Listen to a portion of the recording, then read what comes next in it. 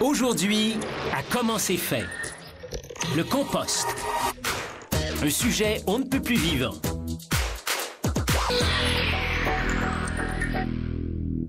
De nos jours, bien des gens se tournent vers Dame Nature pour nourrir leur jardin. Ils choisissent des engrais à base de compost plutôt que de produits chimiques. Le compost est un mélange fermenté de matières organiques, ce qui en fait un choix écologique. Rempli de nutriments et de micro-organismes, c'est un véritable festin pour votre jardin.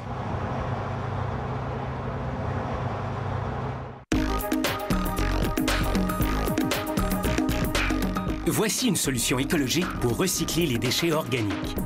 Tout commence à l'usine de compostage avec le fumier provenant des fermes, les déchets solides biodégradables des papeteries, ainsi que l'herbe coupée et les feuilles mortes des municipalités. Certains matériaux arrivent en vrac et d'autres dans des sacs à ordures.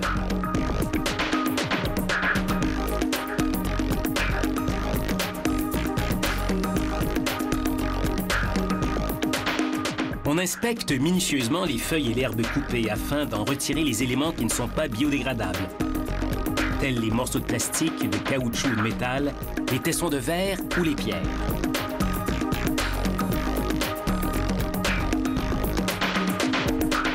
Après avoir combiné tous les types de déchets, on ajoute des floculants qui donnent du volume à la matière, tels que des copeaux de bois et de l'écorce. Puis, on empile le mélange à l'extérieur pour qu'il se décompose. La composition du mélange est déterminée de manière à créer l'environnement idéal pour les micro-organismes.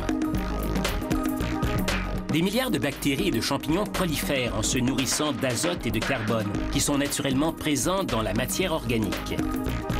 Petit à petit, ces micro-organismes transforment la matière en compost qui, lorsqu'il est prêt, ressemble à de la terre noire bien riche.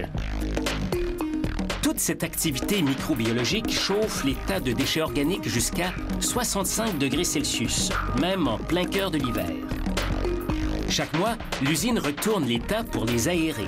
Cela favorise la dégradation des matières organiques et assure l'uniformité du processus. La phase active de décomposition dure de 6 à 10 mois. Elle est suivie d'une phase de maturation de 6 à 8 mois, au bout desquels le compost se stabilise. Puisqu'ils sont à l'extérieur, les tas sont exposés aux précipitations. Ainsi, de fortes concentrations d'azote, de phosphore et de potassium se dégagent dans les eaux de ruissellement. Des fossés de drainage recueillent et acheminent ces eaux vers des étangs de retenue.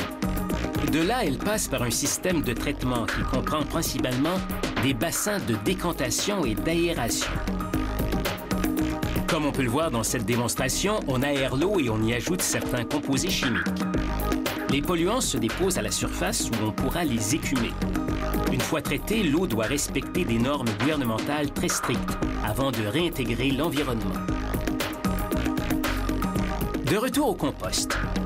Quand la phase de maturation est complétée, le compost subit un tamisage.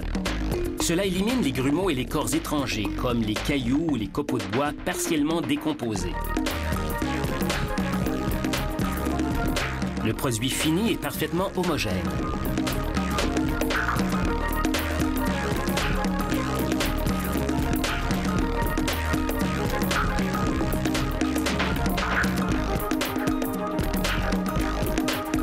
Avant de distribuer le compost sur le marché, on le soumet à un rigoureux contrôle de la qualité. En laboratoire, on procède à des analyses chimiques détaillées afin d'assurer que le compost a atteint un niveau de maturité et qu'il contient un ensemble équilibré de substances nutritives et de matières organiques stabilisées.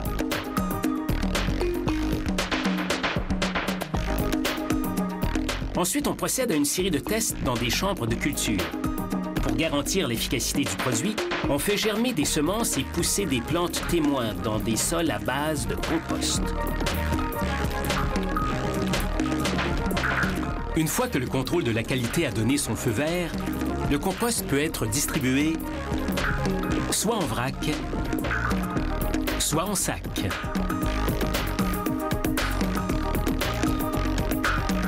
Le compost est vendu tel quel ou ajouté à des engrais. Il améliore la structure du sol en retenant l'humidité et les produits de fertilisation. Le compost est le choix écologique pour nourrir les plantes et stimuler leur mécanisme de défense. Il leur donne plus de force pour pousser rapidement et rester en santé.